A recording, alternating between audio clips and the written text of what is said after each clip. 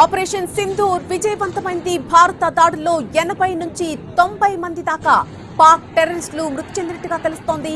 ఒక్క మురిక్కేలోనే 30 మంది వరకు ఉగ్రవాదులు మృతి చెందగా బహవల్పూర్ లో మరొక 30 మంది వరకు ఉగ్రవాదులు చనిపోయారు.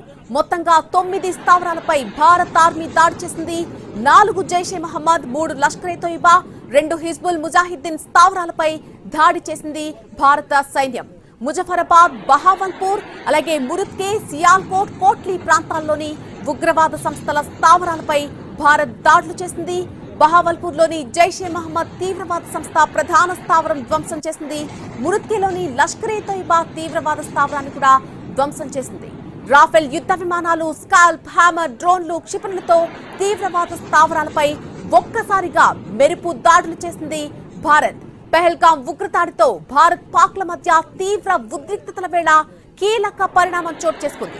ఉగ్రదాడికి భారత్ ప్రతీకార చర్యలు చేపట్టింది. మంగళవారం అర్ధరాత్రి 1:44 ఆపరేషన్ సింధూర్ పేరుతో పాకిస్తాన్ లోని ఉగ్ర స్థావరాలపై, అలాగే పీఓకేలో ఉన్నటువంటి ఉగ్ర స్థావరాలపై భారత సైన్యం మెరుపు దాడులు చేసింది.